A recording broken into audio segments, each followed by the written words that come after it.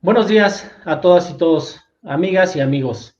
Sean ustedes bienvenidos a este foro, donde nuestro principal objetivo es abordar la violencia que sufren las mujeres en nuestro país. En esta mañana escucharemos las voces de especialistas en el tema, que nos van a plantear diversas propuestas legislativas, a efecto de que el Grupo Parlamentario de Acción Nacional pueda articular una agenda integral, que dé pasos firmes para que nuestras mujeres puedan vivir libres y plenas. Agradezco a Claudia Trujillo, a Graciela Sánchez, Rogelia González, Laura Rojas, Patricia Báez, Panambi Garcés, a nuestra moderadora Adriana Aguilar y a mi coordinador, don Juan Carlos Romero. Bienvenidos todos. Lamentamos aquellas voces que niegan o desestiman la gravedad de la violencia de género en nuestro país. Los números hablan por sí solos. De conformidad con la encuesta nacional sobre la dinámica de las relaciones en los hogares, 7 de cada 10 mujeres mayores de 15 años han sufrido algún incidente de violencia. Dentro de la violencia sufrida, un 34% ha padecido una agresión física, 49% violencia emocional, 29% violencia económica y un 41% lamentablemente violencia sexual.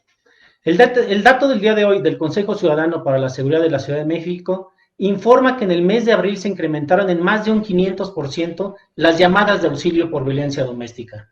Ante esta lamentable situación, la participación de nuestras ponentes es crucial. Agradezco su compromiso con el tema y sean bienvenidas y bienvenidos todos. Adelante, coordinador. Muy buen día, saludo a toda la audiencia. Quiero reconocer a nuestro convocante, el diputado Iván Rodríguez Rivera, quien organiza este foro muy importante, y agradecer la presencia de Laura Rojas Hernández, nuestra presidenta de la mesa directiva en la Cámara de Diputados, quien se ha convertido en un Quijote de este tema y encabeza un grupo plural que está presentando propuestas para poder tener una atención mayor integral. También a Adriana Aguilar Ramírez, la secretaria de Promoción Política de la Mujer, y a todas las personas que el día de hoy nos van a presentar ponencias. Este tema toca la fibra más sensible que es la familia mexicana, y los impactos de la pandemia se acentúan en las desigualdades de género, y las mujeres que tienen oportunidad de trabajar desde su casa hacen funciones dobles dentro de lo familiar y lo profesional. Y las que no tienen esa oportunidad enfrentan un reto muy complejo, sin escuelas, sin guarderías, sin estancias infantiles. El problema en México no inició en la pandemia. Ya veníamos de una creciente cancelación de políticas públicas enfocadas a la atención de la mujer y del crecimiento desmedido de los feminicidios y todas las formas de violencia de género que existen.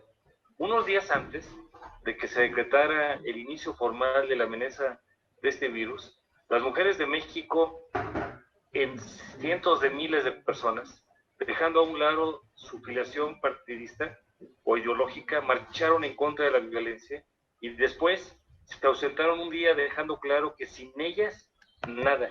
Y fue un día de silencio donde aprendimos a reconocer su ausencia, su presencia, sus grandes contribuciones. Pero la realidad de la violencia ya la veníamos cargando desde hace tiempo. Pero como casi todas las realidades, con la actual crisis esta se ha incrementado.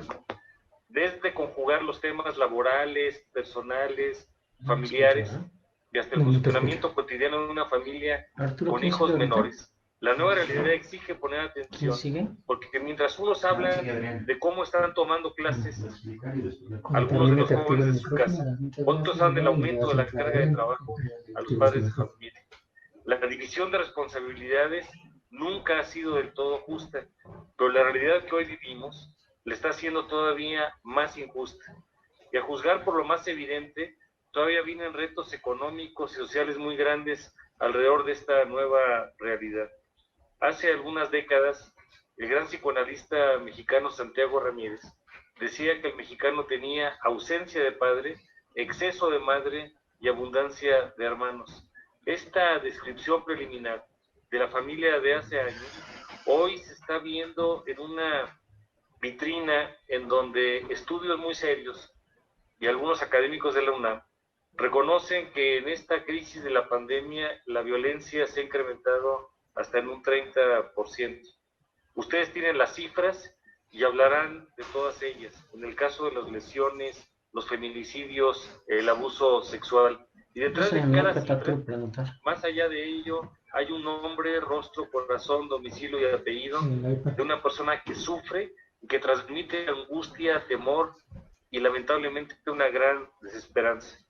Esta oportunidad que nos damos para ir al encuentro con ustedes nos debe subrayar precisamente el lema bajo el cual ha sido convocada esta ocasión: ni en cuarentena, ni nunca, nunca más, porque el honor y la dignidad de la persona no puede transgredirse.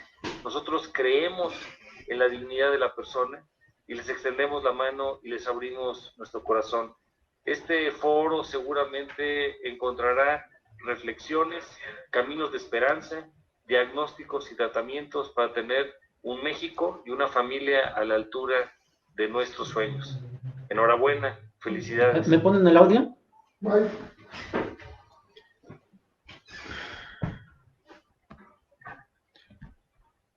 Muchas gracias, señor coordinador. Le agradezco muchísimo la oportunidad de platicar y estar aquí con nosotros. Quiero agradecer a nuestra secretaria de Promoción Política de la Mujer del Comité Ejecutivo Nacional del PAN, a la licenciada Adriana de Aguilar. Bienvenida, Adri. Todo tuyo el foro. Gracias. Las cifras de violencia hacia las mujeres son sorprendentes y lamentablemente incalculables. Al menos el 60% de las mujeres de nuestro país han sufrido algún tipo de violencia. No solamente son golpes, ahí justamente es donde se manifiesta la violencia física, pero también, como ya lo comentabas, Iván, hay violencia psicológica, emocional, económica o patrimonial. Los datos oficiales de México exponen que el 59% también de las mujeres indígenas han experimentado algún tipo de violencia a lo largo de su vida. Todas ellas forman parte del altísimo porcentaje de mujeres que no presentan denuncia por vivir en este círculo inagotable de violencia. Así que muy buenos días a todas y a todos. Bienvenidos a este foro, ni en cuarentena ni nunca. Gran mensaje, coordinador Juan Carlos Romero Hicks. Palabras que engloban realidades, muestran vulnerabilidades del más del 50% de la población en México, pero también construyen fortalezas esperanzadoras para un mejor país al que anhelamos llegar sin violencia para las mujeres. A nuestro diputado federal por el Estado de México, Iván Rodríguez Rivera, agradecerte enormemente el verdadero compromiso que tienes para con las mujeres. Felicitarte por la construcción de este foro plural, un conversatorio en donde veremos reflejadas las distintas visiones de extraordinarias mujeres, grandes activistas y feministas natas que busquen generar mejores condiciones de vida para el pilar de muchas familias de nuestro país. Y hablo de nuestras mujeres mexicanas. Comenzaré presentando a una mujer que se ha enfrentado a muchos retos a lo largo de su carrera política y grandes barreras que ha logrado romper con entereza en esta legislatura de la paridad. Ella es Laura Rojas, diputada federal en 2 ocasiones y presidenta actualmente de la Cámara de Diputados. Ha sido regidora del Ayuntamiento de Tlalnepantla de Vaz en el Estado de México, senadora de la República del 2012 al 2018 y del 2007 al 2010 consejera del Partido Acción Nacional y en 2009 secretaria del Comité Directivo Estatal del PAN en el Estado de México. Ella es autora del libro Pensar en México y será una extraordinaria experiencia poder escucharte, mi querida Laura Rojas. Adelante. Pues muy buenos días a todas y a todos. Muchísimas gracias, Iván, que somos paisanos y además muy buenos amigos. Muchísimas gracias, diputado Iván Rodríguez, por organizar este conversatorio y por invitarme a participar en él. De verdad, muchas gracias. Saludo también con mucho cariño a mi coordinador, al diputado Juan Carlos Romero Hicks, que ha sido pues un invaluable apoyo para todos los trabajos que hacemos las y los diputados del PAN. Por supuesto, saludo a Adriana Aguilar, que es nuestra secretaria nacional de Promoción Política de la Mujer, y a todas ustedes, Griselda, Rogelia, Claudia, Nambi y Úrsula, que estaremos compartiendo este conversatorio. Muy buenos días. Bueno, pues yo quisiera compartirles muy rápidamente lo que hemos hecho en esta autodenominada legislatura de la paridad en materia de violencias en contra de las mujeres y de las niñas, y concentrarme en lo que falta, ¿no? Seguramente ustedes ya bien conocen los avances que hemos tenido en México en este tema, y sobra decir que estamos lejos de alcanzar el objetivo deseado, que es erradicar la violencia y las violencias en contra de las mujeres y las niñas de este país. Ya hizo el diputado Juan Carlos Romero Hicks un muy buen relato de en dónde estábamos en esta lucha antes de que apareciera el COVID. Y por eso agradezco la celebración de este foro, Iván, que nos permite no olvidar que por más COVID que haya, por más virus que haya, por más pandemia que haya, como muchos han dicho y muchos han dicho, sigue existiendo, mejor dicho, la otra pandemia, que es pues este mal que tiene la humanidad, de no cuidar, de no respetar, de violentar a las mujeres y a las niñas, y que muestra pues el lado más oscuro, ¿no? de los seres humanos, este lado que a veces no se entiende cómo puede existir en los seres humanos, pero que ahí está. Entonces, bueno, ha sido por supuesto una larga lucha en México y en muchos otros países del mundo. También, por supuesto, una lucha muy importante desde los organismos internacionales, que muchas veces y afortunadamente existen pues para generar reflexiones globales. Y en México, bueno, pues lo más reciente en este tema que aprobamos en esta legislatura de la paridad, y que también abro un paréntesis breve para decir que el hecho de que haya por primera vez en la historia prácticamente el mismo número de diputadas que diputados y de senadoras que senadores, pues claramente nos compromete mucho más, y eso hizo posible en gran medida que también por primera vez las dos cámaras del Congreso estén presididas al mismo tiempo por mujeres.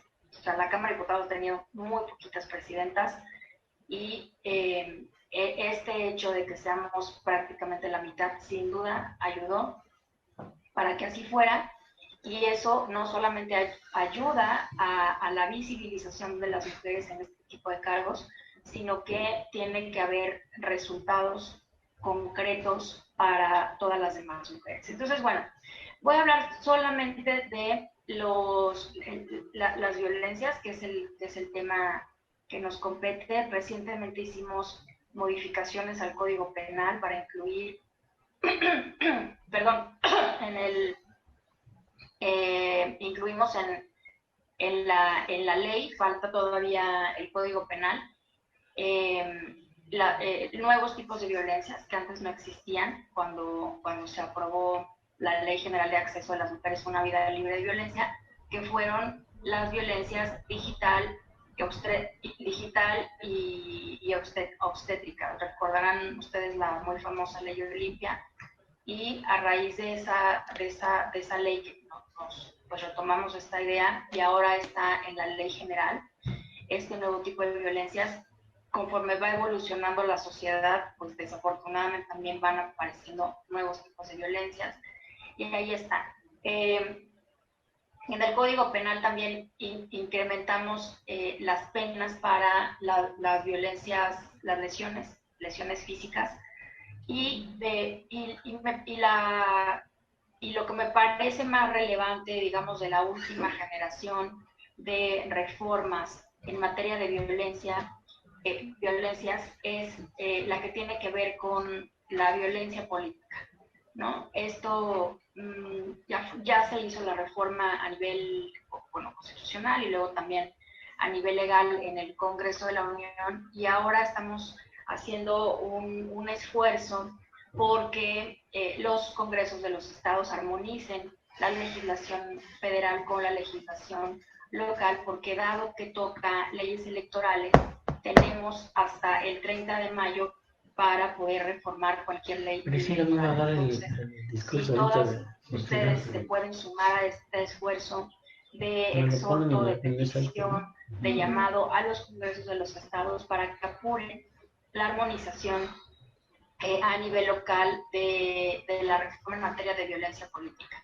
Y esto es importante, bueno, pues porque al mismo tiempo que las mujeres estamos accediendo cada vez más a puestos importantes de toma de decisiones, ¿no? Como es el Congreso, como son los ayuntamientos, como son los congresos locales y federal, ayuntamientos, gubernaturas, etcétera.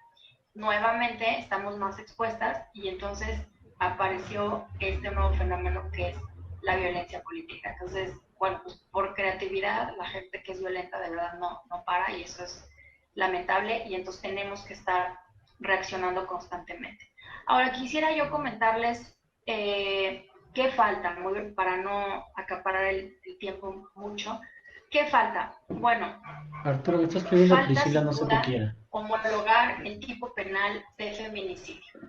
Una de las batallas más importantes que vimos justo antes, pues en febrero me parece que fue, sí, en febrero, finales de febrero, pues fue el defender el tipo penal de feminicidio, porque ustedes recordarán que pues hubo ahí alguna idea pues, del fiscal general con buena intención, pero claramente sin entender de fondo el fenómeno, pues que propuso que mejor todos los homicidios de mujeres fueran catalogados como feminicidios, y entonces, según él, con eso ayudaba a combatir el tema. La verdad es que no es así, porque homologar o, digamos, quitar la categoría de feminicidio lo único que haría es invisibilizar las causas del propio feminicidio, que no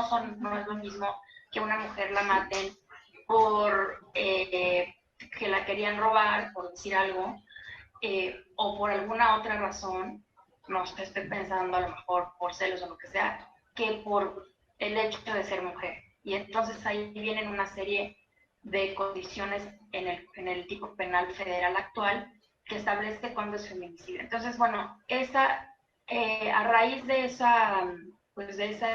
ese hecho que generó mucha polémica, a través de este grupo plural que ya mencionó el coordinador, pues una de las primeras acciones de este año fue precisamente tener un diálogo con el fiscal general y empezar diálogos con los fiscales de los estados para homologar el tipo penal. ¿Por qué? Porque sin cada estado, a ver, la gran mayoría de los feminicidios son del fuero común. O sea, como ustedes saben, el Código Penal Federal tiene un ámbito de competencia, valga la redundancia, federal. ¿Y esto qué significa? Que solo aplica para delitos que suceden o en una zona federal, en un avión, en ultramar y cosas así, ¿no? La mayoría de los feminicidios son del fuero común y se rigen bajo las reglas de los códigos penales locales. O sea, creo que no ha habido un feminicidio a nivel federal, nunca. Pero está ahí como referencia. Entonces, el gran problema que tenemos en este país es que hay, si no mal recuerdo, 28 tipos penales distintos de feminicidio en el país. Y eso, el primer problema que nos presenta es que ni siquiera podemos tener una cifra real de los feminicidios en el país, porque en cada estado un feminicidio significa una cosa distinta. Entonces, junto con la Comisión de Justicia, lo que estamos haciendo es justamente impulsar estos diálogos con los congresos de los estados y con los fiscales para ponernos de acuerdo en un solo tipo penal de feminicidio en México y que todo el mundo homologue sus códigos penales. Eso es importantísimo, al mismo tiempo que, y ya casi concluyo, al mismo tiempo que tenemos que fortalecer los presupuestos, incrementar los presupuestos para los programas que ayudan a las mujeres que son violentadas, los refugios. O sea, tenemos realmente muy pocos refugios en este país, están dispersos. Y además no solamente se trata de los refugios temporales que son de un día o 2 días, sino que hay toda una política pública alrededor del soporte que necesita una mujer o una niña que es agredida físicamente, emocionalmente, etcétera, para que pueda al final del día poderse liberar de su agresor, volver a tener confianza, autoestima, tener un trabajo que la haga ser autosuficiente y no depender de nadie y seguir con su vida. Es un proceso muy complejo que necesita apoyo por parte, si la mujer no tiene una red de apoyo familiar o de amigos, se necesita que intervenga el Estado. Y ahí estamos a años luz de poder tener un sistema de apoyo real, porque significa la inversión de mucho dinero que pues nuestro país no tiene, o los gobernadores, o el presidente de la República, o los alcaldes lo destinan a otras cosas. Y por último,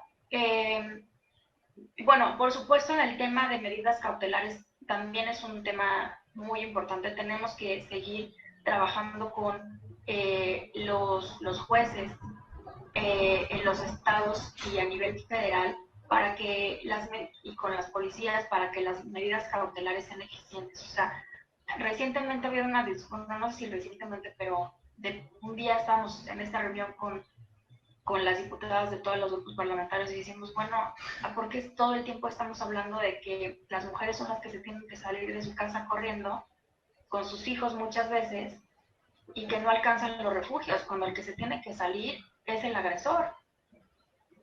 Pues no, o sea, a todas nos cayó el 20 de, pues paremos de hablar de eso, el que se tiene que salir es el agresor. Y para que eso suceda necesitamos a los jueces que dicten las medidas cautelares y necesitamos a una policía que ejecute o haga válidas las medidas cautelares. Entonces, en esa parte tenemos que ir trabajando muchísimo. Y por último, el Sistema Nacional de Cuidados.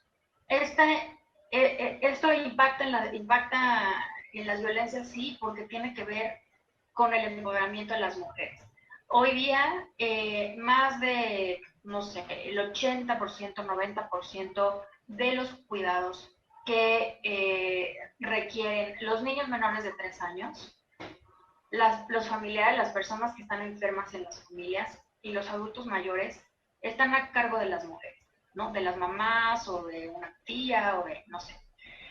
Y en muchos casos, cuando son niños pequeños y crecen, bueno, pues ya, ¿no?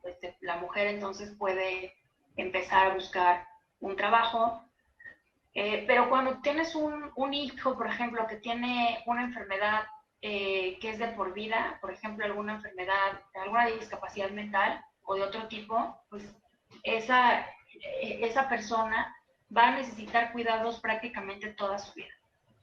Los adultos mayores, pues también pueden requerir cuidados durante muchos años, o sea, 10, 15 años, etcétera, ¿no? Entonces, entonces las mujeres están ahí, digamos, invirtiendo muchas horas al día, muchas veces de tiempo completo, cuidando a estas personas en las familias, sin recibir, por supuesto, ninguna remuneración económica y sin que por lo mismo puedan buscar un trabajo en donde sí reciban una remuneración económica. Entonces, obviamente eso las hace dependientes. Entonces, esto es una idea y les quiero ser muy sincera que yo creo que de por sí estaba complicada porque también implica muchos recursos públicos.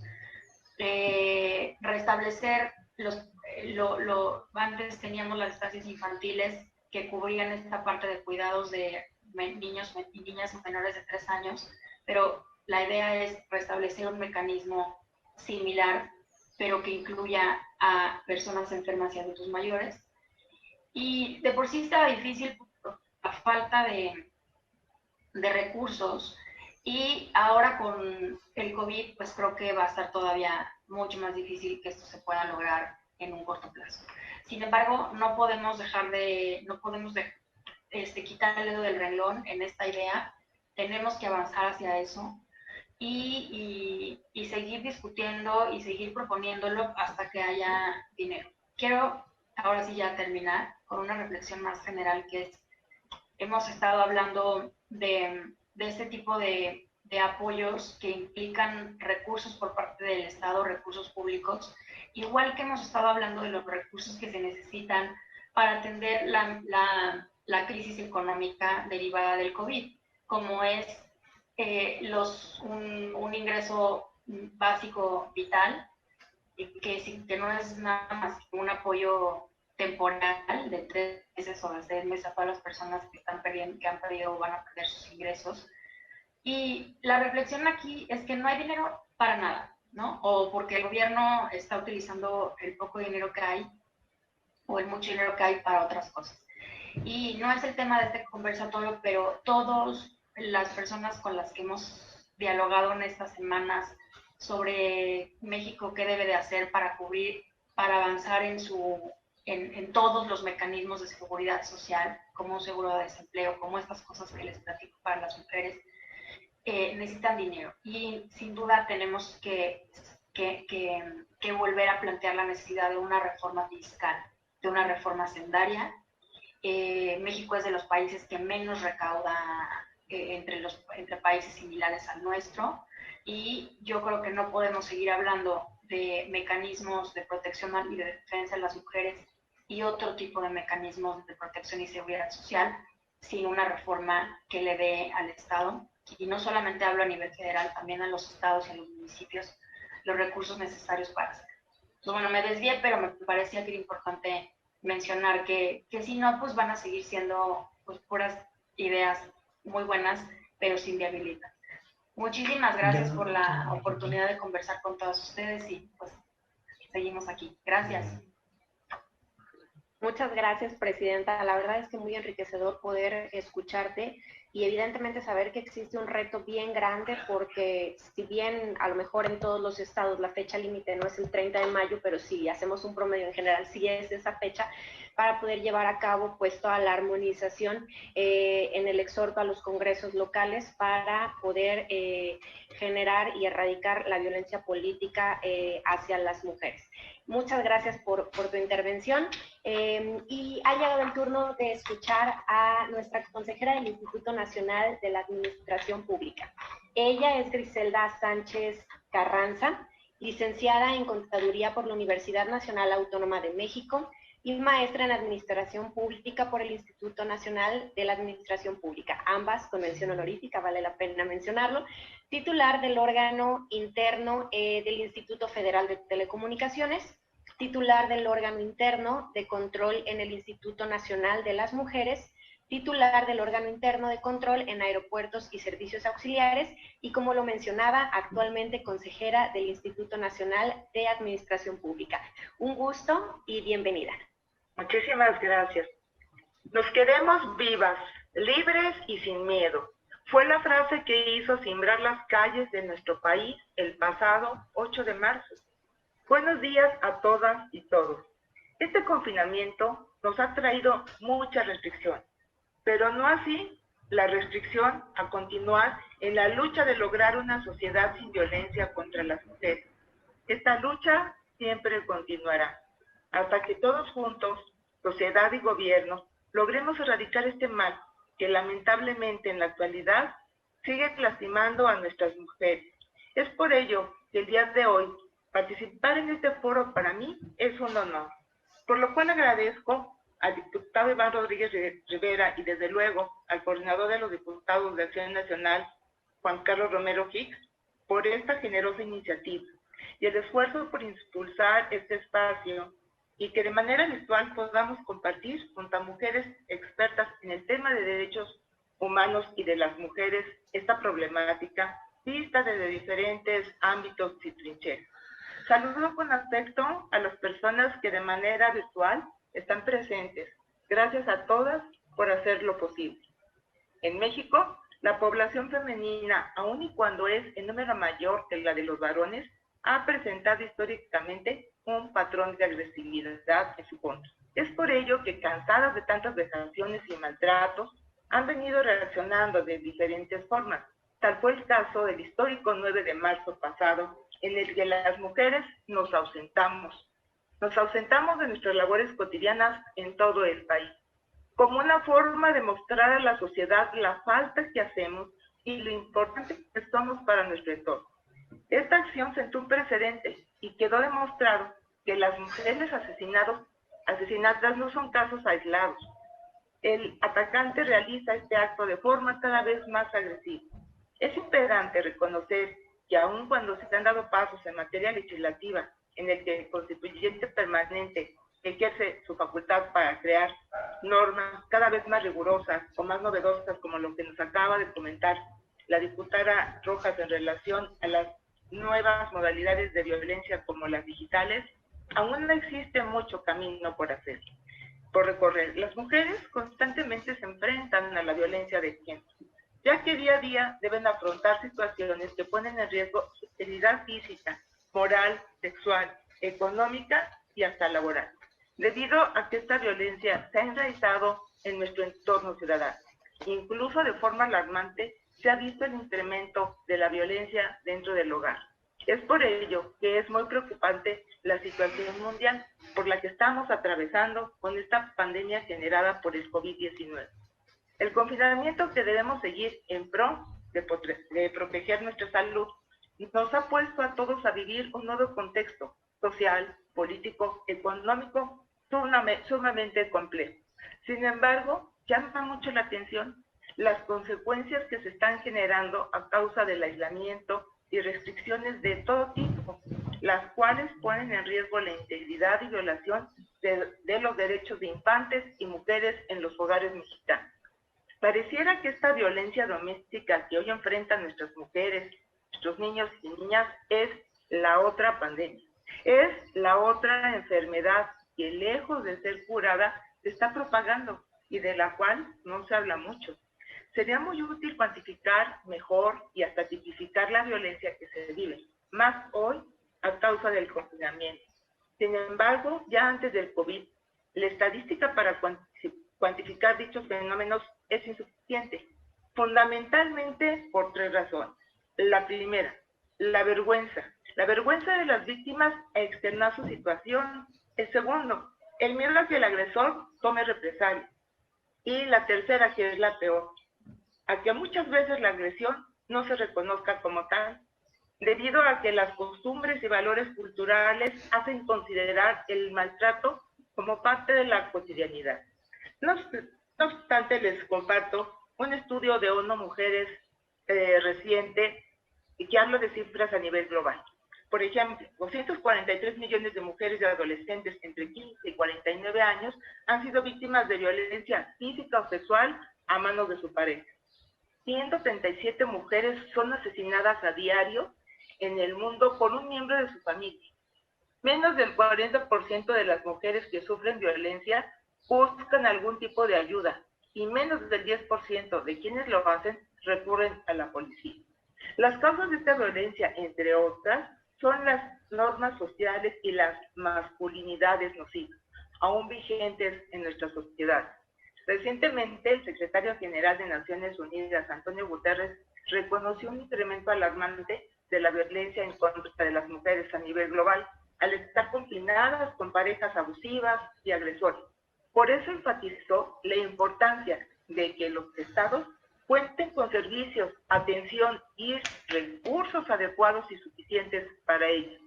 Las medidas de aislamiento que se han implementado para hacer frente a la pandemia han generado algunas consecuencias, como desempleo, por lo tanto, inseguridad económica y alimentaria, elevados niveles de estrés que generan a su vez preocupación, ansiedad, depresión, que en su conjunto son factores relevantes que detonan de nuevo la violencia en el ámbito doméstico. Lo anterior también genera que las y los menores que habitan los hogares sean propensos a sufrir un mayor nivel de violencia, afectando con ello un sano desarrollo integral.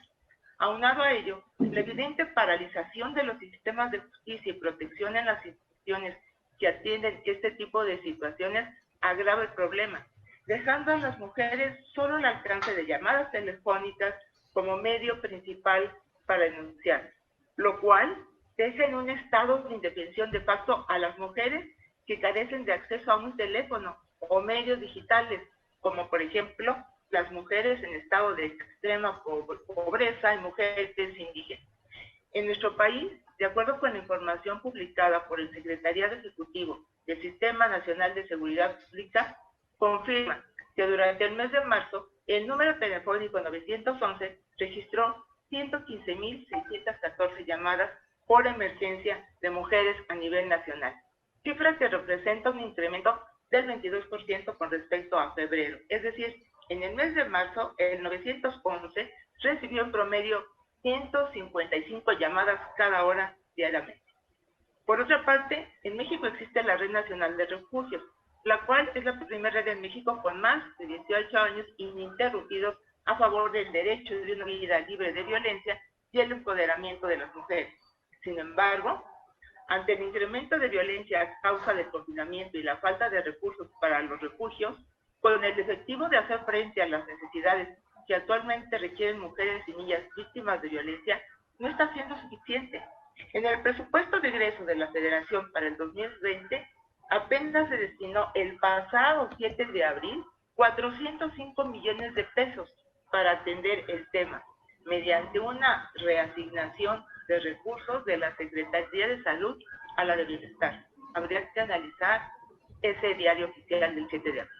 Este atraso debilitó a la Red Nacional de Refugios y de igual forma es pertinente denunciar que los refugios tienen por norma el mantener a una mujer hasta por un periodo de 3 meses, esperando que en este tiempo el sistema de impartición de justicia haya realizado lo conducente para que la mujer pueda reingresar al hogar sin temor a seguir siendo violentada.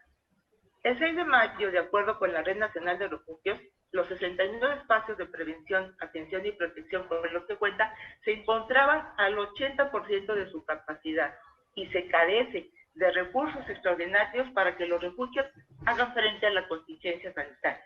Además, indican en sus redes oficiales que se han incrementado sus llamadas en relación a la violencia hasta en un 80%. Es por lo antes mencionado que es imperante que existan reformas a las normas vigentes para buscar la mayor protección a las mujeres que sufren de violencia y de prevenir a otras mujeres para que no las sufran. A continuación planteo 3 propuestas. La primera, reforma a la Ley General de Acceso de las Mujeres a una vida libre de violencia. El artículo 57 establece la permanencia de las víctimas en los refugios no podrá ser mayor a 3 meses, a menos de que persista su inestabilidad física, psicológica o su situación de riesgo. Hasta aquí la cita de este artículo. Se propone reformar el precepto normativo para atender situaciones extraordinarias como las de un confinamiento por motivos de salud o de desastre natural, para que quede como sigue. La permanencia de las víctimas en los refugios no podrá ser mayor a 3 meses, a menos de que persista su inestabilidad física, psicológica, situación de riesgo, y viene lo que agregamos, o por causas de confinamiento obligatorio debido a emergencias o contingencias sanitarias o desastres naturales. Propuesta número 2. Reforma al artículo 316 del Código Penal Federal. Dicho artículo está comprendido dentro de las reglas comunes para lesiones y homicidio y define cuándo se actualiza el agravante de la ventaja. Por ejemplo, cuando una mujer se encuentra dentro de su hogar, confinada por una situación extrema, como es el caso que estamos viviendo, en cualquiera de sus modalidades, esta debe ser forzosamente de estar considerada como un agravante que se manifestaría en el precepto de la ventaja, debido a que en esta situación la víctima está en todo momento en manos del agresor, sin tener la posibilidad de ser auxiliada por las personas cercanas físicamente, así que la víctima se encuentra en un estado de indefensión. Aunado a esto, los ministerios públicos y todo el sistema de impartición de justicia, así como el de seguridad pública, tienen en momentos de contingencia sanitaria mermadas sus capacidades de atención a las víctimas, lo que agrega una ventaja al agresor de seguir violentando a las mujeres, por lo que debe existir un agravante que consecuentemente pueda tener un mayor castigo a quien por condición de confinamiento violente con mayor facilidad una víctima. En consecuencia, se propone que se añada una fracción octava a este artículo, la cual establecerá lo siguiente: cuando la agresión se dé en momento de confinamiento por causas de emergencia o pandemia sanitaria o desastres naturales. A continuación les comento la última propuesta, que es la 3, que es reforma a la Ley de Fiscalización y Rendición de Cuentas de la Federación. La fracción segunda del artículo 14 señala que la fiscalización de la cuenta pública tiene por objeto verificar el cumplimiento de los objetivos contenidos en los programas. En esa fracción segunda, además, existe un inciso C que hace referencia únicamente al programa que tiene que ver con la equidad de género, más no a combatir la violencia. Como sabemos, la Auditoría Superior de la Federación, en uso de sus atribuciones sustantivas, es muy importante que cada año pueda fiscalizar la gestión financiera y el cumplimiento de los objetivos del Sistema Nacional de Prevención, Atención y Sanción y Erradicación de la Violencia contra las Mujeres, y el Programa Integral para prevenir, atender, sancionar y erradicar la violencia en contra de las mujeres. Esto con la finalidad de que un tema tan sensible y transversal sea fiscalizado en la cuenta pública de cada año, y también estemos de rendición de cuentas, cómo es esto que etiquetan recursos en un lado y luego los cambian hacia otro. No solo la emisión de estudios de avance, como hasta ahorita lo contempla el artículo 36 de esta mencionada ley, sino se requiere de hacer auditorías transversales para verificar el cumplimiento de los programas, objetivos y medios, para que con ello la violencia contra las mujeres disminuya. Es por lo antes comentado que se propone agregar un inciso de esa fracción 2 del 14, en donde diría: verificar si se cumplieron con los objetivos de los programas que buscan tanto la protección de las mujeres víctimas de la violencia como los de la erradicación de la violencia de género. No significa que con estas propuestas se resuelva toda la problemática descrita. Aún nos queda mucho camino por andar. Sin embargo, es necesario día a día dar un paso, tanto en acciones como en legislación, mucho más amigable para la mujer y más agresiva en contra de la violencia en todas sus manifestaciones. Es por ello que como servidora pública y consejera del INAF, es muy grato poner mi granito de arena en la conquista de una vida libre de violencia para las mujeres. Las mujeres no estamos solas, pero necesitamos una legislación que contribuya a que estemos vivas, libres y sin miedo. Muchísimas gracias, Adriana. Muchas gracias, Griselda. Y la realidad es que compartes mucho de la realidad adversa y desesperanzadora, lamentablemente, que muchas mujeres actualmente viven y que evidentemente se sobreexcede en esta pandemia que bien comentabas también, es la otra cara de la pandemia, esta violencia exacerbada que ha crecido y que viven las mujeres dentro de su hogar, en donde están obligadas a vivir con su agresor. Muchísimas gracias, maestra Griselda. Y ha llegado el turno de escuchar a una mujer excepcional, feminista, zapoteca y defensora de los derechos humanos. Ella es Rogelia González Luis, es licenciada de Educación Preescolar por la Universidad Pedagógica de Tuxtepec, así como también cuenta con estudios en Derecho por el Instituto Metropolitano de Ciencias Aplicadas. Ella es una política mexicana, como les comentaba, de origen zapoteca, defensora de los derechos de las mujeres. En 1999 fundó la Asociación Civil Mujeres 8 de Marzo, que para una vida libre de violencia e impulsar su autonomía económica.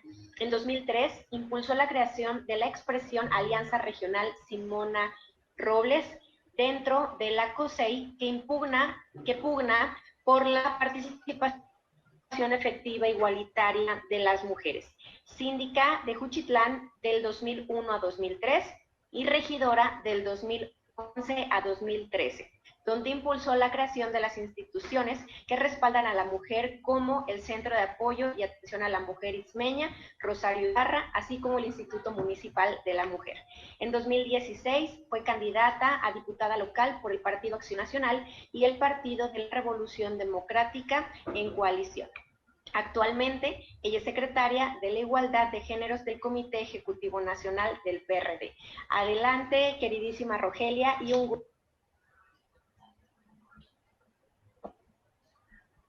Abrimos micrófono, querida Rogelia, te pasó lo mismo que a mí hace ratito, que empecé a hablar con el micro cerrado. A ver.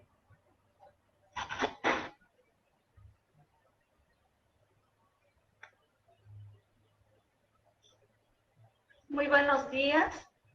Para mí es un gusto saludarles y agradecer al diputado Iván Rodríguez, así como también al licenciado Juan Carlos, que es del grupo parlamentario del Partido Acción Nacional, y a cada una de mis amigas, hermanas, que el día de hoy vamos a intercambiar las experiencias y también vamos a aprender juntas. Vamos a aprender juntas en este gran camino, como lo han mencionado quienes me han antecedido, en un gran camino en el cual fuerza y la hermandad de las mujeres se ha mostrado en diferentes momentos de la vida política nacional. Me siento muy afortunada.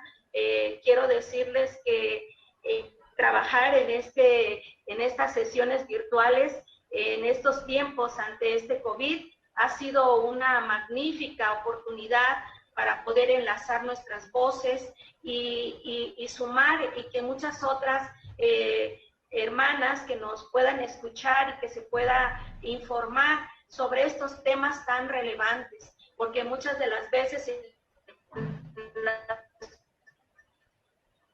comunidades cuentan llevar la voz de todas las mujeres que estamos en las diferentes trincheras.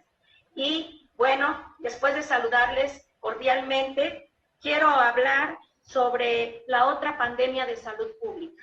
La otra pandemia de salud pública tiene que ver con la violencia contra las mujeres. Y de acuerdo a los datos que se han obtenido por parte de la ONU Mujeres, se estima que el 35% de las mujeres de todo el mundo ha sufrido violencia física o sexual de una persona, como varón, en algún momento de su vida.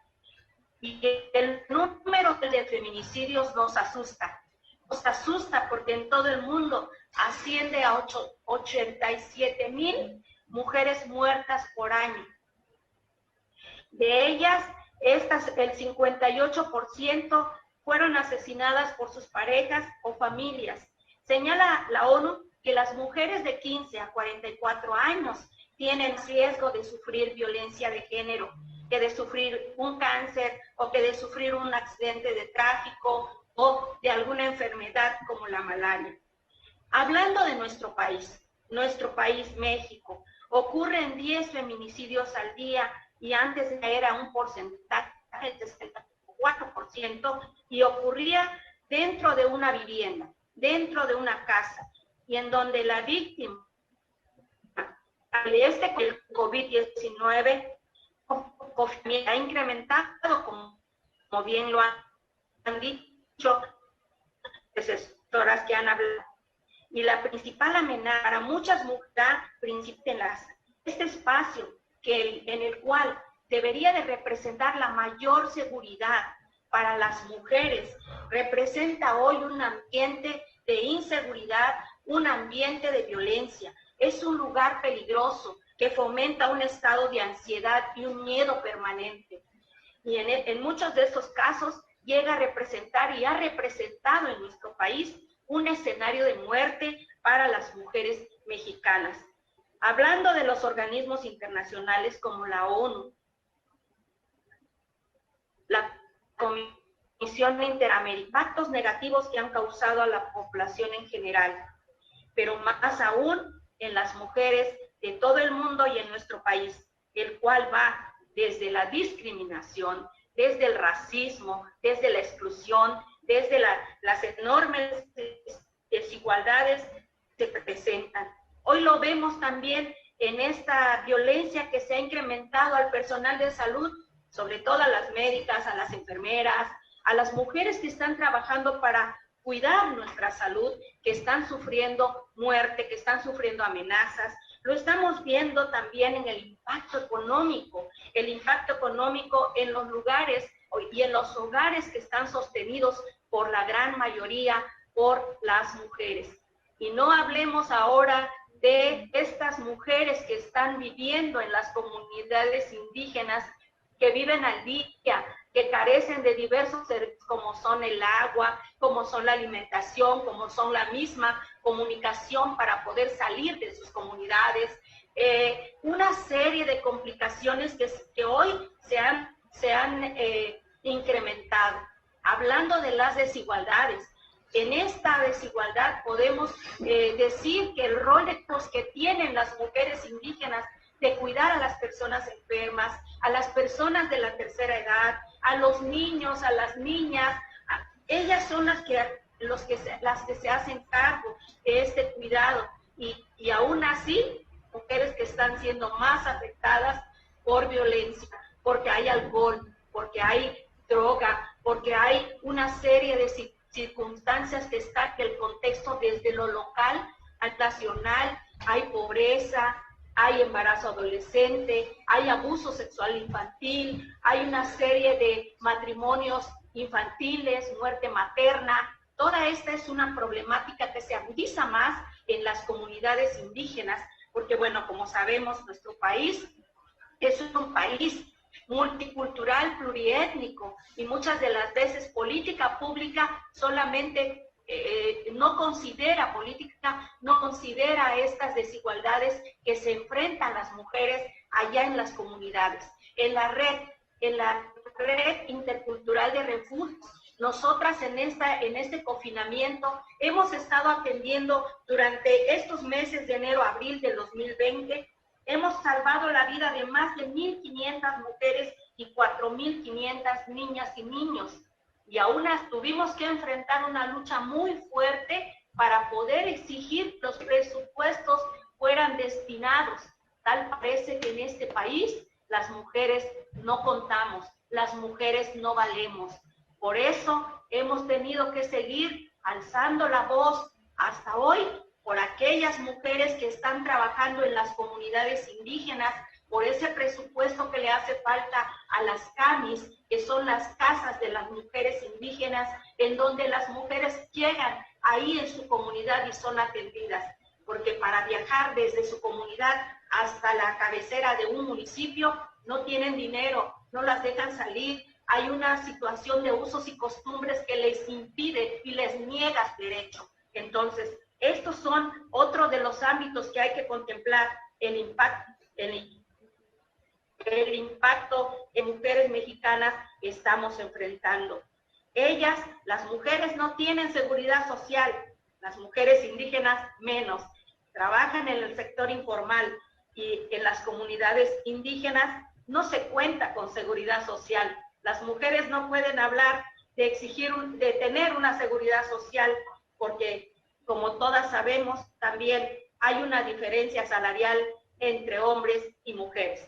Entonces, aquí ellas ganan un salario, una distribución inequitativa, pues las mujeres ocupan aproximadamente 2.6 veces más tiempo que los hombres a las tareas de cuidar a los niños, a los enfermos, a las adultas mayores, al cuidado del hogar en general, y más aún en las comunidades indígenas, donde son las mujeres las que van al agua, son las mujeres las que tienen que ir a la montaña a cortar la leña para poder hacer sus alimentos, en donde ellas tienen que cultivar sus propias hortalizas y regarlas y buscar este cuidado de las hortalizas, y donde hay una grave crisis por la falta de alimentos y esta precarización del agua. La crisis originada por el COVID ha tenido un impacto negativo en los niños y las niñas de todo el mundo por el aumento de violencia, maltrato y abuso al que están expuestos por el confinamiento en sus hogares. Asimismo, se ha visto minado el acceso en su derecho a la educación, Hoy han anunciado que regresan las clases, pero ¿qué pasa? Y dicen que las clases serán en línea, si muchas comunidades indígenas, pero es en computadora, no quiera una vivienda porque viven en casas de madera, en casas de lámina. La ONU asegura que en el mundo existen 275 millones de niños que son maltratados con golpes, insultos, humillaciones, abandonos. Además, una cantidad significativa son obligados a trabajar, a prostituirse o a realizar prácticas pornográficas. Otros son víctimas de tráfico humano y muchos más son obligados a enlistarse a las filas del ejército.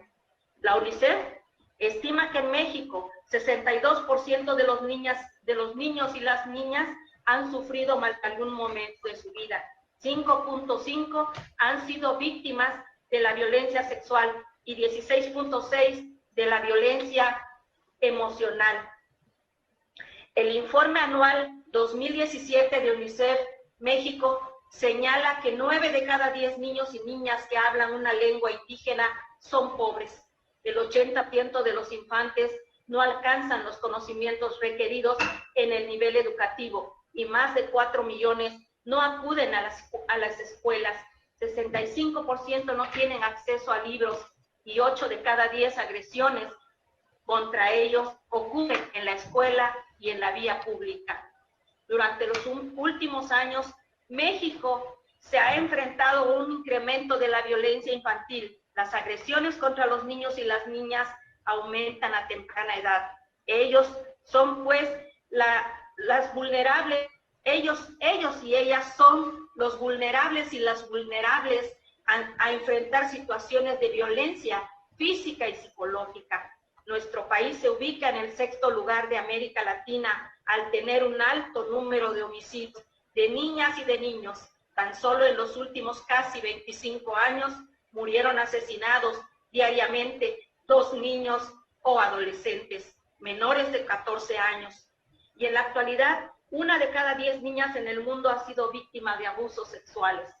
Los niños y las niñas en las comunidades indígenas están enfrentando situaciones de desigualdad, discriminación, pobreza y violencia. Y el nulo acceso al derecho a la educación en este contexto de pandemia, por la falta de acceso a la computadora con internet, así como su alimentación y de manera fundamental la salud. Por lo anterior, es fundamental garantizar el acceso pleno de los derechos fundamentales de las niñas y de los niños, fomentar la educación para la paz y el progreso con perspectiva de desarrollo para las comunidades rurales y urbanas.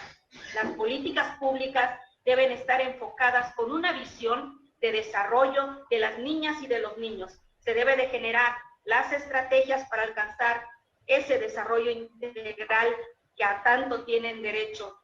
La realidad es que este confinamiento es un elemento que no tiene precedentes, ya que el agresor permanece en casa y no hay momento de calma para las mujeres, sumándole el hacinamiento en las viviendas que tiene que ver con las políticas sociales, en casas, habitación, en donde viven, en las comunidades indígenas, en un solo techo. Vive la mamá, vive la suegra, vive la abuela, viven los hermanos, viven los tíos, vive toda la familia en una sola acción. Aunando a esto que la mayoría de las mujeres no cuenta con autonomía económica, que no cuentan con un empleo, que tienen 3 o 4 o 5 o más hijos, que no tienen seguro médico, ni recursos con que comprar comida y mucho menos tomar un transporte y acudir a un espacio donde puedan levantar una denuncia. Hoy, los juzgados, fiscalías y todos los ministerios públicos han dado sucesos para que las mujeres puedan ir a poner una denuncia. Hay un 911 hoy nos ha dado señales del número de mujeres que han llamado porque están viviendo la violencia. Por otra parte, es importante mencionar que es fundamental garantizar los presupuestos y programas para las mujeres. Es bien cierto que el pasado mes de abril hubo una asignación de 405 para poder atender los presupuestos y subsidios para refugios, centros de apoyo y atención externa. Yo desde aquí les comparto que no es suficiente. Las mujeres de los casas refugio necesitan una vivienda propia, porque en las comunidades indígenas a las mujeres no les heredan casa, a las mujeres no les heredan ningún patrimonio de tierra. En los refugios de la red intercultural estamos pidiendo que se pueda aplicar una política pública que garantice que haya recursos para ofrecer casas de transición a las mujeres que salen, que tienen que salir por la situación de la violencia, que tienen que salir de sus comunidades y que ya no pueden regresar. Estas mujeres son salvadas por el trabajo comunitario que tenemos en las comunidades. Cuando una mujer quiere ser quemada con ácido, como ha pasado en Oaxaca, cuando una mujer ha sido intentada de quemarse con el fogón, de quemarlas con el fogón porque las han aventado a la lumbre. Esos son los casos más crueles y más difíciles y más duros que las mujeres indígenas viven en sus comunidades. Aquí, en torno a este trabajo, tenemos que unir esfuerzos para que estos espacios sigan contando con esos presupuestos y se puedan incrementar, para que se le otorgue también a las casas de la mujer afromexicana. Les digo a las mujeres solas, es ayudarlas, que estamos para la iniciativa de propuesta que sería con el cuidado como en el trabajo, que es necesario para atender las necesidades básicas de todas las personas. Se debe empezar también con una iniciativa para el ingreso básico vital para la población, de manera específica para las mujeres que son cuidadoras, mujeres que quedaron sin empleo y mujeres víctimas desde nuestros espacios, hermano diputado Iván, seguimos para armar redes de mujeres, redes de mujeres indígenas, redes de mujeres, porque todas somos hermanas y todas vivimos en igualdades. Lo que queremos es porque hay administración colectiva, la ley general de violencia, la ley de educación política de las mujeres, para que no se ejerza ningún tipo de violencia política hacia ninguna mujer. La hemos padecido, por eso seguimos luchando, por eso seguimos hablando y trabajando a favor de los derechos humanos de todas las mujeres de nuestro país y de todo el mundo, en especial de las mujeres indígenas. Muchas gracias. Rogelia, muchísimas gracias. La verdad es que los datos que daban nos abren un universo distinto a lo mejor al tipo de información que constantemente estamos escuchando, que son las mujeres violentadas en sus casas, en las ciudades, pero muchas veces no somos constantes en la información también de las mujeres que padecen violencia en la zona indígena. Y es real que las mujeres indígenas tienen mucho mayor posibilidad y son mucho más propensas a sufrir un daño físico, un daño sexual, por justamente lo que comentas, porque ellas son quienes tienen que salir de sus casas por el agua, por la leña y por muchísimas otras más actividades del hogar, que lo hacen solas y que las exponen a situaciones de peligro mucho mayores. Muchísimas gracias, Rogelia, por tu participación. Y es el turno de una joven talentosa, Panambi Garcés. Ella es licenciada en Ciencias Políticas y Administración Pública por la UNAM. Tiene un diplomado en Análisis Político Estratégico por el CIDE. Participó en el foro de consolidar la paridad y transformar las democracias, situaciones y retos a los que hacen frente las mujeres que se desempeñan como presidentas municipales en México. Ella es especialista en análisis legislativo y políticas públicas. Ha sido asesora en los 3 niveles de gobierno. Bienvenida, Panambi. Muchísimas gracias, Adriana. Pues primero que nada agradecer la invitación y decirles a las que me han antecedido que sus participaciones han sido sumamente interesantes. Más que otra cosa, y para no repetir los datos que ya se han dado y algunas de las perspectivas, sobre todo comunitarias, yo quisiera decir que además de entender que la legislación y los cambios en la norma influyen de manera radical en la tipificación y el castigo de la violencia contra la mujer, me parece que también es muy importante hablar de la atención primaria. Esto es, no solo en el tema de los refugios para mujeres, sino en el sentido de las instituciones más cercanas a las que las mujeres en distintas comunidades, municipios o ciudades se acercan para hacer uso de la autoridad y protegerse o detener alguna situación de violencia. Esto es, en los municipios, por ejemplo, los ministerios públicos son las principales instituciones en las que se pueden acercar estas mujeres. Como bien decía Rogelia, me parece, o Griselda, no estoy segura cuál de las dos, si una persona o una mujer no tiene acceso a una línea telefónica o si incluso vive con alguien que representa una agresión o que es su principal agresor, por supuesto que no va a sentir la confianza de hacerlo desde casa, ¿no? Más allá de la coyuntura de la pandemia. Entonces, por eso es que las principales y los gobiernos más próximos, los gobiernos municipales, son sumamente importantes en la atención de este problema. No hay ley, ni hay proceso ni penal, ni judicial, ni en ningún sentido que pueda llevarse a cabo si las autoridades municipales o las autoridades más próximas no le dan atención correcta al problema. Esto es, que no haya desincentivos para la denuncia o para el llamar la atención de que algo está sucediendo. Esto es, desde hablarle a una patrulla hasta presentarse ya como tal en el Ministerio Público, y que esto depende mucho de los gobiernos municipales.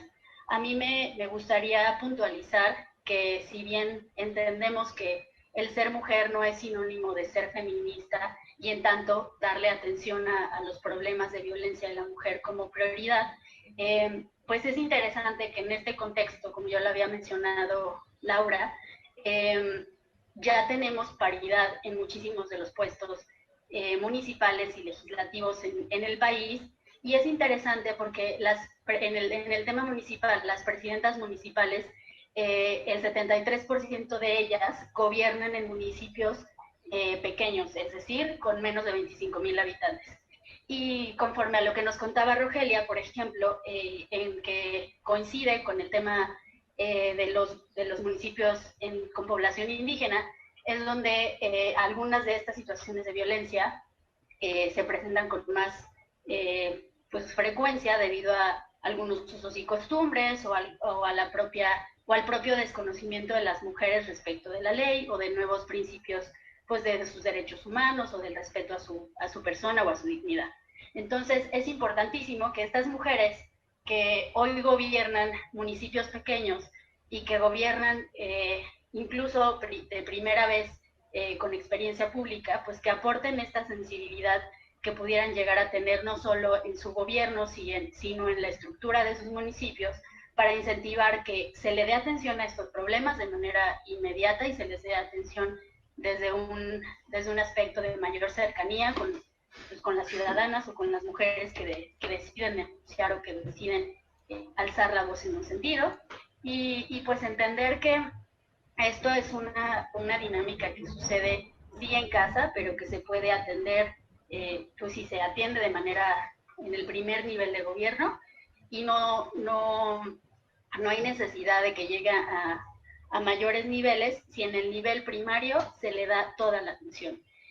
Desafortunadamente el tema de género y el tema de violencia contra la mujer, pues es un tema que pareciera que sigue siendo muy urbano, sigue siendo muy de las ciudades, que sigue siendo muy de espacios un poco más especializados, y también esa es otra de las tareas que deberían tener pues no solo los legisladores en sus comunidades, por ejemplo, sino también pues los gobiernos municipales y estatales, como tratar de meter esa agenda y tratar de meter en la idea de lo público que es un problema y que es algo que tiene que tener solución.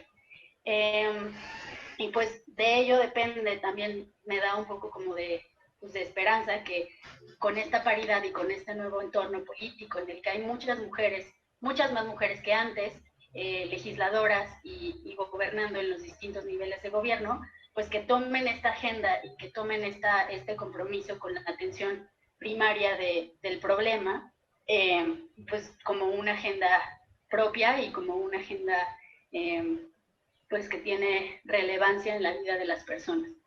Y ya específicamente en el tema de la pandemia, me parece sumamente interesante la propuesta que hizo Brisela sobre estos meses de refugio que están estipulados y que sí se establezca que en alguna contingencia o que en alguna eventualidad que salga de la normalidad, sí haya medidas especiales.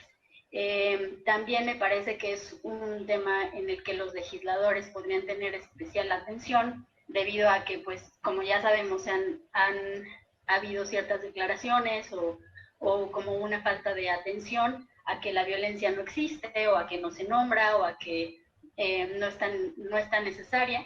Y pues también que retomen el tema de las guarderías, de aspectos que generan que haya una estructura, ya sea gubernamental o social, para que las mujeres no vivan cuadros de violencia y que tengan en cierta forma las labores de cuidado y de atención pues mucho más equilibradas en casa, que yo creo que eso también tiene un impacto pues directo en la atención de la violencia.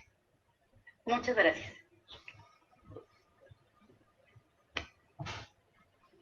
Muchísimas gracias, Parambi. La realidad es que sí, creo que los gobiernos, así como todos los partidos políticos, deberían de adoptar el tema como una agenda prioritaria y como un tema esencial dentro de los programas que se ejercen. Muchísimas gracias. Y ha llegado el turno de poder escuchar a una gran activista feminista. Ella es Claudia Trujillo Ramírez, licenciada en Derecho por la Universidad del Estado de México, secretaria general del Ayuntamiento de Tuxtla Gutiérrez, Chiapas, en el periodo del año 2005 a 2007, secretaria técnica de los gabinetes de legalidad y económico de la Oficina del Gobernador del Estado de Chiapas del 2008 al 2010, secretaria de Economía del Estado de Chiapas 2010-2012, coordinadora nacional de las mujeres en Movimiento Ciudadano del 2014 al 2018, delegada nacional en Chiapas de Movimiento Ciudadano. Creo que no es necesario decir de qué estado eres, amiga. Y por supuesto, también integrante del colectivo 50+1, del cual tengo también el honor de poder compartir contigo, y sé que tenemos a muchas amigas que nos están viendo y que nos están escuchando en este momento. Adelante, Claudia. Muchas gracias, espero que todas me escuchen bien, agradezco la invitación, agradecida de estar en este foro, ni en cuarentena ni nunca, diputado, de acuerdo totalmente con las manifestaciones que realizó el diputado Juan Carlos Romero Hicks, el diputado Iván Rodríguez Rivera, y orgullosísima del papel que desempeña nuestra amiga y también compañera del colectivo Laura Rojas. En efecto, son muchos temas pendientes los que ellos hicieron y virtieron en sus expresiones, y creo que la pandemia solo vino a agudizarlos y exhibirlos de una manera determinante. Las mujeres vivimos de manera diferenciada la emergencia derivada del COVID-19.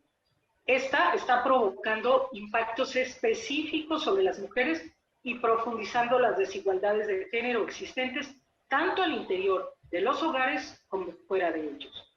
En los hospitales y centros sanitarios, en el trabajo, pero ¿qué creen? También en la política. ¿Dónde estamos las mujeres? ¿Cuál es el impacto?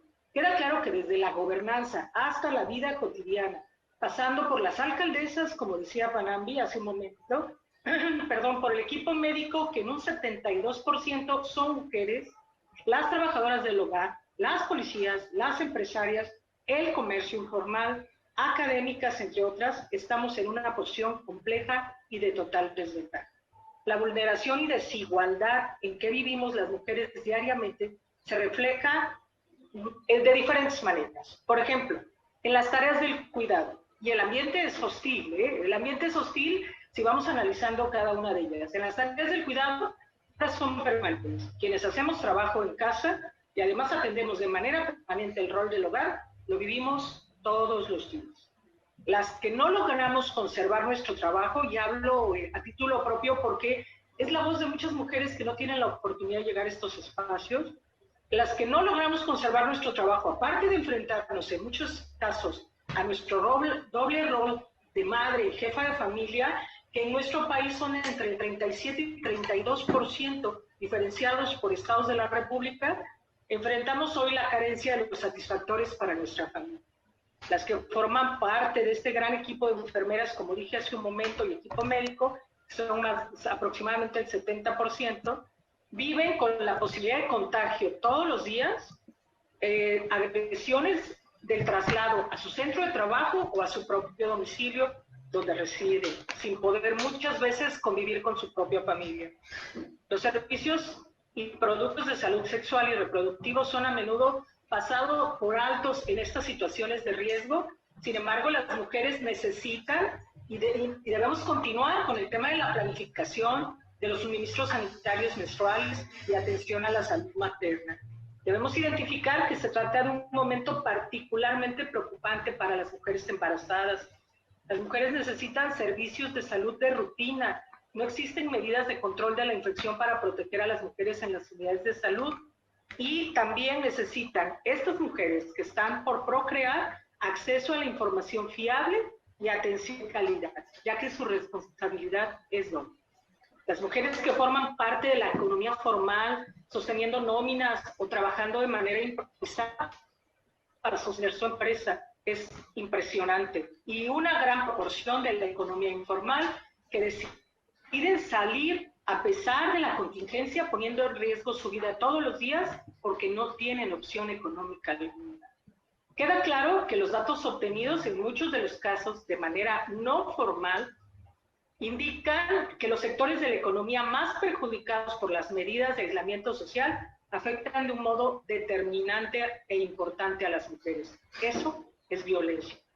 Y digo no formal porque en mi calidad de secretaria técnica de la Comisión de Protección Civil en la 63 legislatura del Congreso de la Unión, llegamos a la conclusión y nos dimos cuenta en el análisis que hizo de diferentes sectores que no existía información desagregada en materia de género.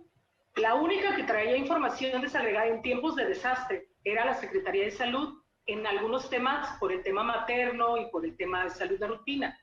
Hoy, no hay información desagregada en materia de género en los temas en casos de desastre. Y hoy estamos enfrente de uno de ellos sin información real.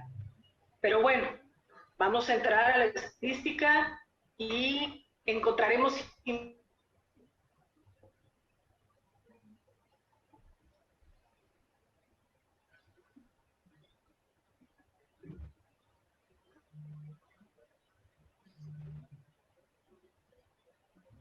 provocadas por la pandemia, así como las restricciones de movimiento físico, han aumentado drásticamente el número de mujeres y niñas que se enfrentan a abusos.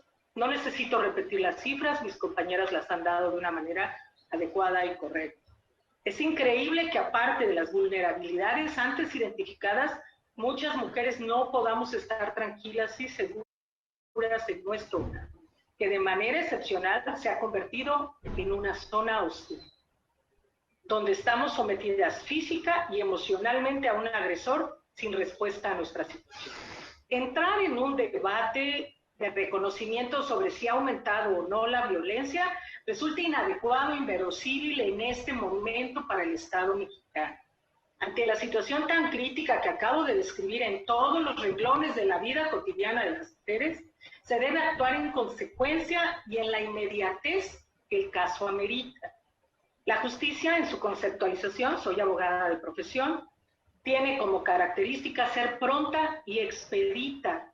Los protocolos de atención a las violencias existentes el día de hoy, que tampoco vamos a entrar en un debate sobre si sirven o no sirven, porque han sido cuestionados, ¿no? Disponen claramente que se toma por cierta e inmediata la solicitud de apoyo en el momento que se realiza. No se necesita confirmación o denuncia escrita. Necesitamos tolerancia cero contra la violencia. Primero, se reacciona, se atiende, se salvaguarda la integridad y se procede a la integración de la carpeta de investigación. Por eso hay primeros respondientes en cada municipio de la República Mexicana. El fin máximo tutelado en este momento es la vida de mujeres, niños y niñas que están en sus hogares expuestos. Quienes hemos caminado por todo el país con nuestra agenda de género, sabemos que existen instancias, programas y algunos mecanismos que tratan de incidir en la atención y disminución de la violencia de género. Pero, ¿por qué no se logra? Podríamos señalar muchos aspectos y me permito hacer algunas propuestas concretas más que legislativas, porque a veces pareciera que hemos conquistado muchos derechos en la ley que han sido mencionados en su momento, pero no los percibimos en la calle, en la banqueta, allá en aquellos municipios o comunidades rurales e indígenas en donde muchas mujeres se enfrentan el día a día solas.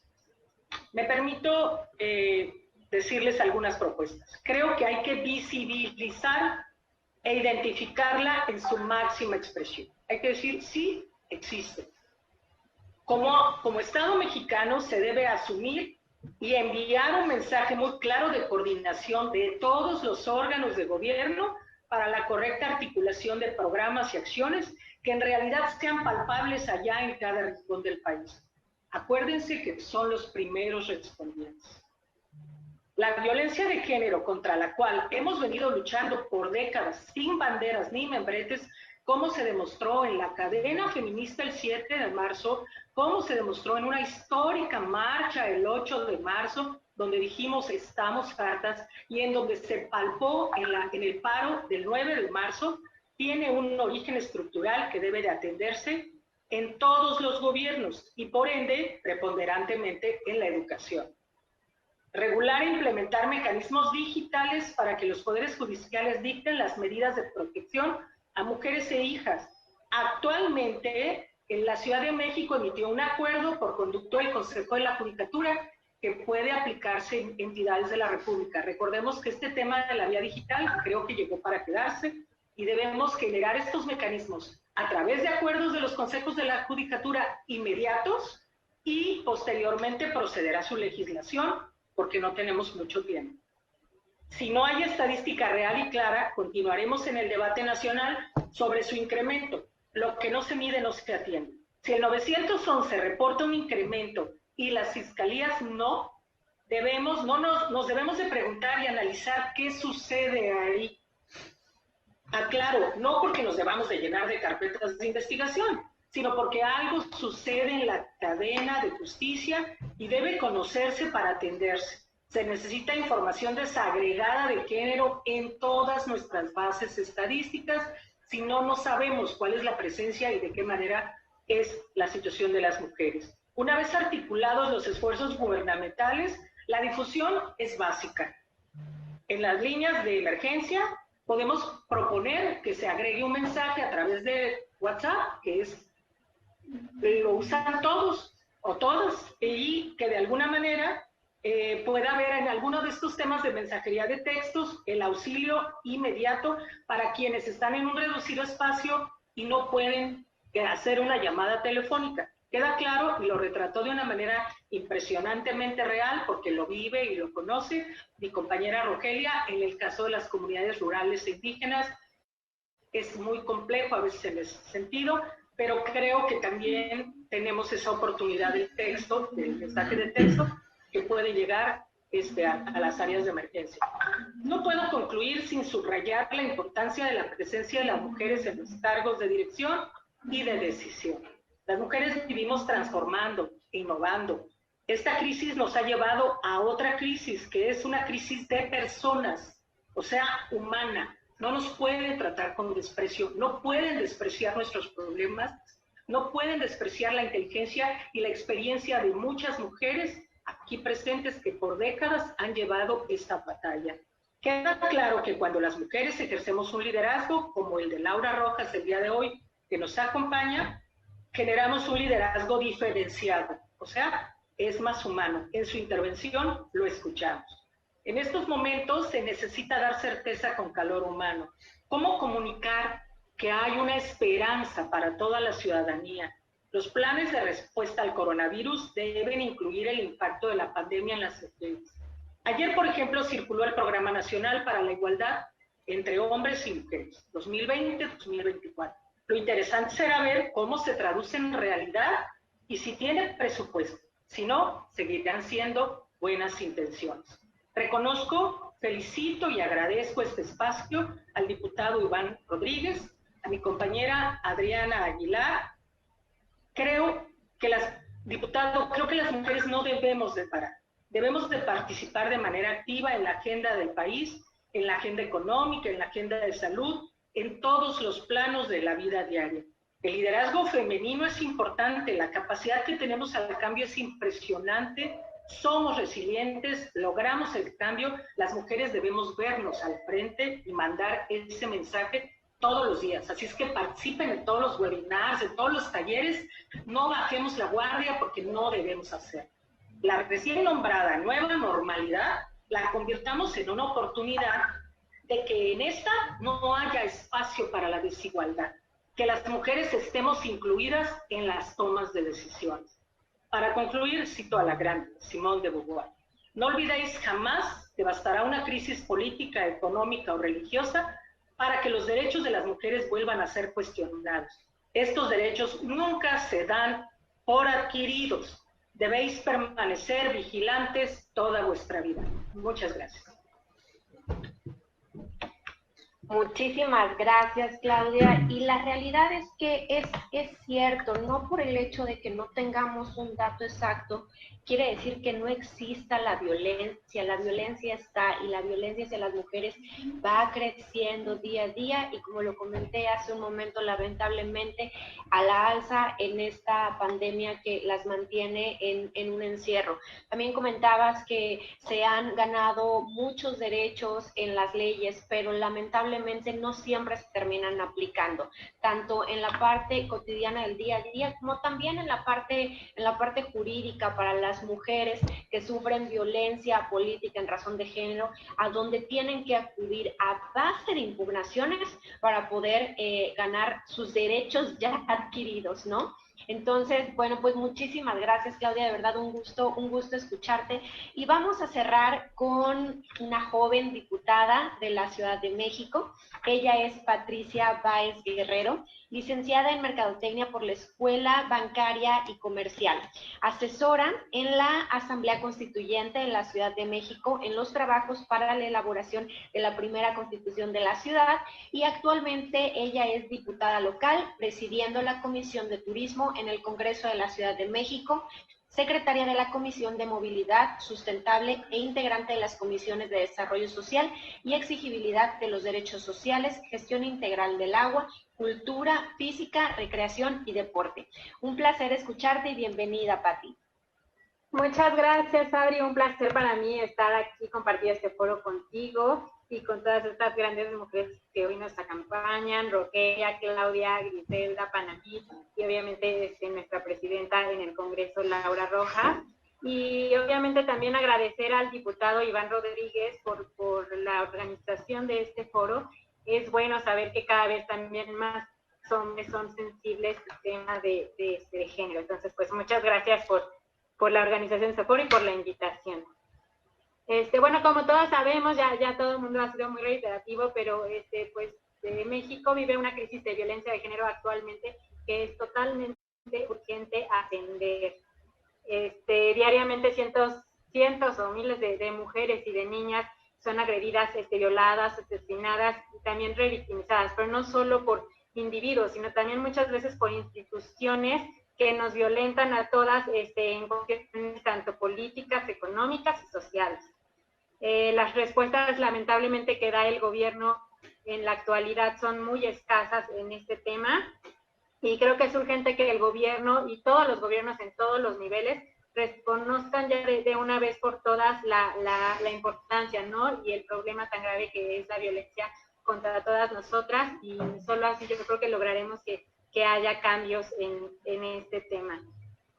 Ahora bien, pues a mí me toca obviamente hablar un poco del tema legislativo, pero hablaré también enfocado un poco en el tema que ya había dicho Panambi, en el tema de denuncias de esta atención primaria, que es ahí una propuesta que yo traigo. Pero antes de eso sí me gustaría mucho también pues mencionarles que, por ejemplo, en la Ciudad de México el pasado 1 de mayo, ya la Fiscalía General de Justicia de la Ciudad de México creó en esta fiscalía una coordinación general de investigación de delitos de género y atención a víctimas.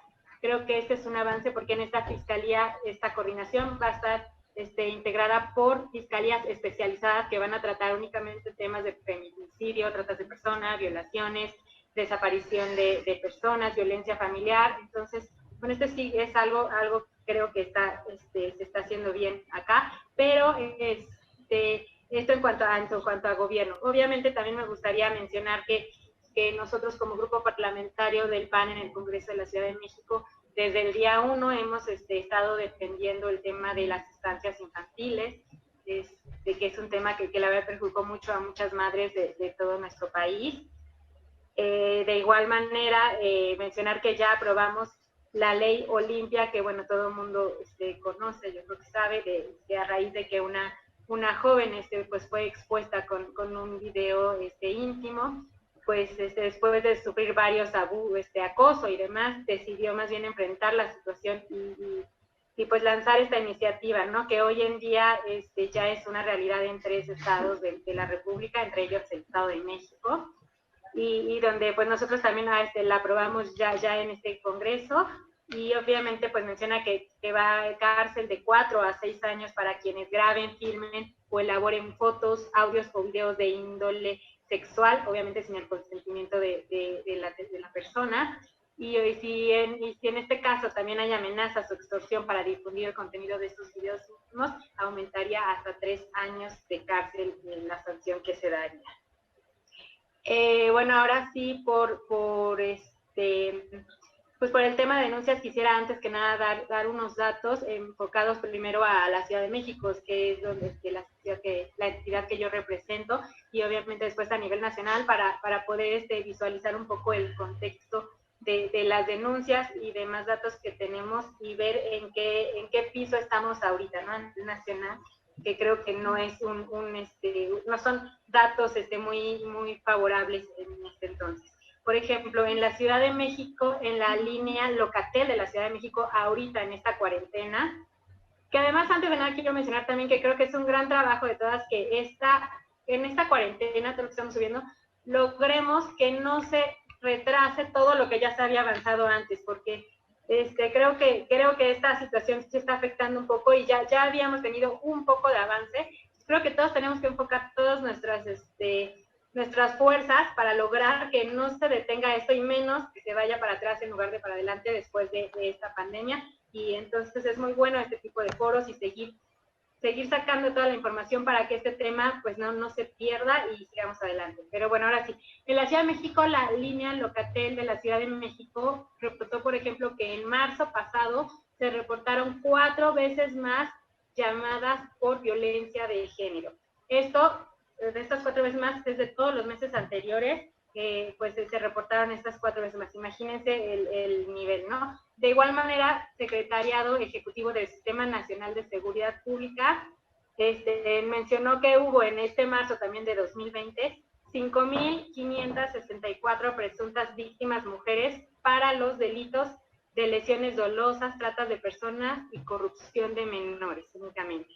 Ahora, en temas muy específicos ya de violaciones, del tema de violación, la misma Secretaría Ejecutiva del Sistema Nacional de Seguridad Pública consignó 395 peticiones de auxilio en esta línea al 911 para sumar 987 en el primer trimestre del año.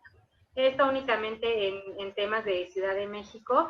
Ahora, para irnos a nivel nacional, sabemos que de igual manera la situación a nivel nacional es totalmente, yo creo que desoladora para este tema. Las estadísticas dejan clara que la crisis que se vive en el país con respecto a la violencia de género es que ya casi el 100% de los casos de violencia sexual contra todas las mujeres mayores de 18 años el año pasado no fueron denunciados. Es decir, las mayores de edad no denuncian, ya es casi un 100% que de verdad no denuncian estos casos que viven a diario, ¿no? La Organización Mexicana Evalúa dio a conocer que tan solo entre julio y diciembre de 2019, el 99.7% de los casos de violencia sexual que vivieron las mujeres mayores de 18 años no fueron denunciados. Es esto lo que les digo. Y una vez que una persona se decide realmente, como decía, igual para mí, ir al MP a denunciar, pues aquí también son desaladoras las de esas, porque cuando llegan, cuando alcanzan a llegar, no necesariamente, casi nunca se abren carpetas de investigación para estos temas, ¿no? En los MPs, entonces es un tema que sí hay que tratar sin duda muy especialmente. De igual manera, en el segundo semestre del 2019 se arrojaron datos según la Encuesta Nacional de Seguridad Pública Urbana, donde vemos que 4 de cada 10 mujeres mayores de 18 años sufren algún tipo de violencia sexual. Es decir, más de 6,000 millones de mujeres en México están recibiendo esta violencia sexual y pues la mayoría de estas, casi un 100%, no la denuncia, porque pues sabemos también cómo está todo el tema de justicia en nuestro país y muchas veces es también este miedo que se presenta. Ahora, ya mencionado esto, ahora sí entro un poquito al caso que yo voy a manejar. Ahora, no sin antes también mencionar 2 casos respecto a esto que son muy conocidos, ¿no? Para poder andar un poquito más. En Las México yo imagino que todos ustedes los escucharon. El primero es de una joven que fue presuntamente violada en Azcapotzalco por 4 agentes de la Secretaría de Seguridad Pública, donde, bueno, una vez que sufre esta violación, ella va y denuncia. Pero a la hora de denunciar resulta que se filtra la información y los datos personales de esta víctima. Entonces, después de esta filtración, pues, obviamente, y de recibir acosos, intimidaciones, amenazas, violencia y demás, no solo para ella, sino también para todos sus familiares, pues esta joven decide pues retirar denuncia y lo único que dice la Procuraduría es que de manera irresponsable y poniendo en riesgo la protección de los datos personales de la víctima, se filtró la información y que esto generó pues obviamente una falta de confianza y por eso se retiró la investigación, ¿no? Es un tema donde pues, vemos cómo está la justicia en nuestro país.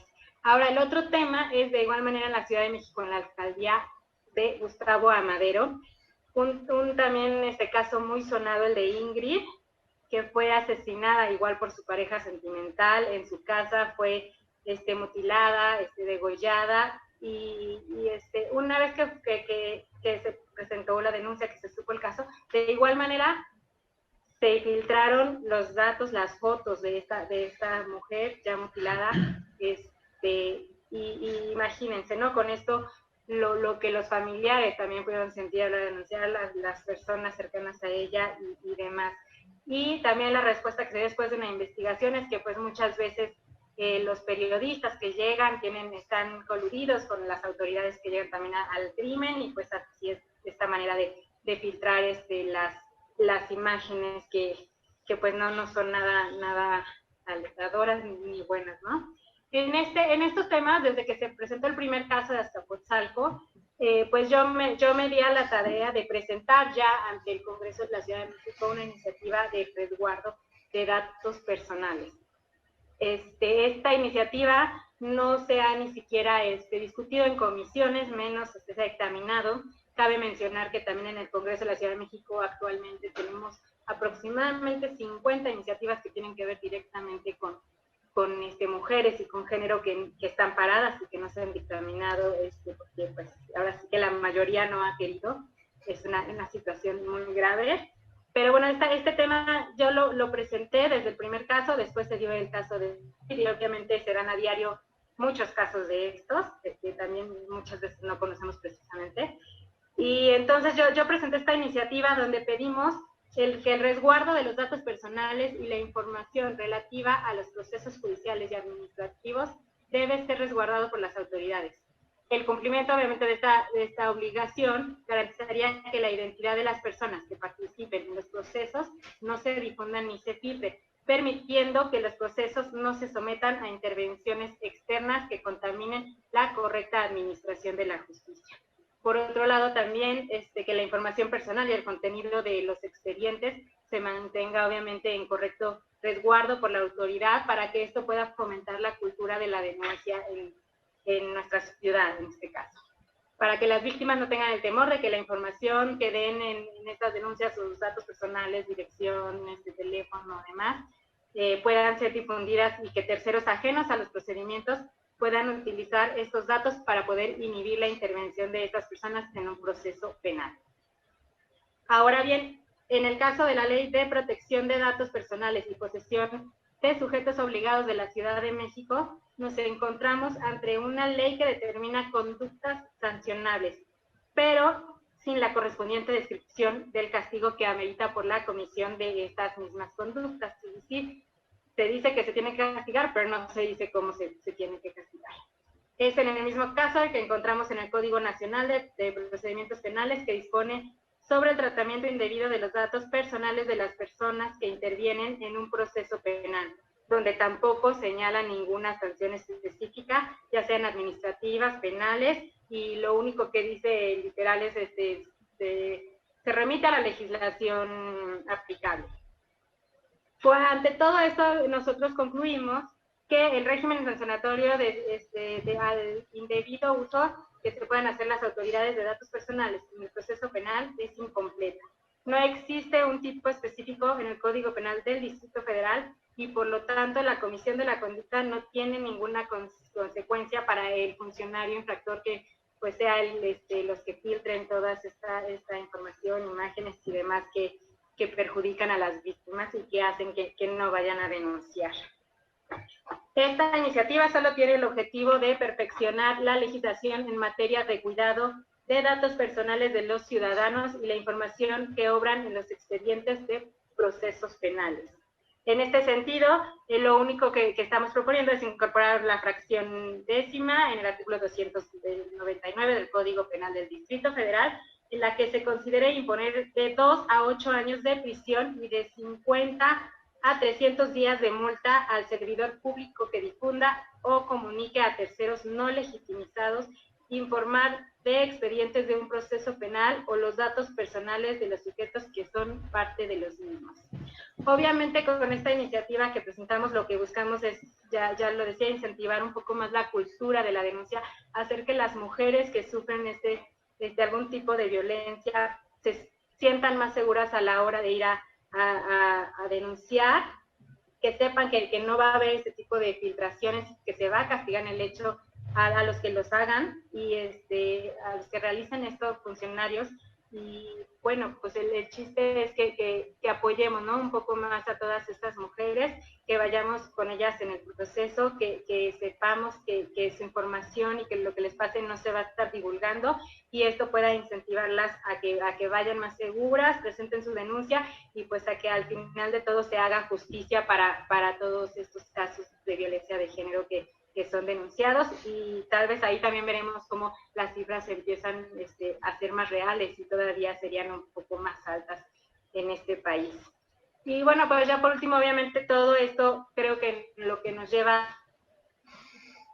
es a ver que los esfuerzos hechos ahorita por el gobierno aún son muy escasos, y que lo que se necesita realizar que hace que la gente no vaya a denunciar, y que al revés, ¿no?, ayuda a que la impunidad en todos estos tipos de casos siga, y que pues las mujeres se sigan sintiendo solas y no siendo apoyadas por las autoridades. Entonces, bueno, pues esta iniciativa ya está ahí presentada, esperemos que se pueda aprobar, le daremos ahí el seguimiento en este periodo legislativo. Y pues bueno, sería todo, y muchísimas gracias a todos. Muchísimas gracias, Patti. La realidad es que tanto el caso que comentas de la alcaldía de Azcapotzalco como muchas otras historias más de mujeres se conduce a que muchas de ellas vuelvan a vivir lo que es el famoso ciclo de revictimización. Es decir, vuelven a pasar por la misma situación que en realidad las autoridades deberían de generarles mejores condiciones para poderlas ayudar a salir de este proceso y llevar de manera jurídica y viable, como lo comentaba Claudia, su proceso judicial, pero lamentablemente no en todos los casos y no en todas las situaciones siendo así. Queridas amigas, queridos amigos, y a todos y a todos quienes nos han acompañado, quienes se han conectado y nos han regalado un pedacito de su mañana. Creo que el día de hoy hemos llegado a un gran cierre de reflexiones, pero también a muchas construcciones y muchas oportunidades para mejorar y construir mejores áreas para las mujeres. Si bien es claro que el día de hoy dejamos muy en específico que el tema de la mujer debe de ser un tema transversal, no solamente un tema de agenda de las secretarías, por así decirlo, de los partidos o de las comisiones de los congresos, sino es un tema que debe acotar y debe entrar en toda la agenda de todos los tres poderes. Muchísimas gracias a todos. Voy a cederle el uso de la voz a nuestro anfitrión y debo de decirlo también a un hombre muy comprometido con la agenda de mujeres. Iván, muchísimas gracias y te cedo el uso de la voz para que puedas concluir y clausurar este conversatorio. Muchas gracias, amiga, te lo agradezco infinitamente.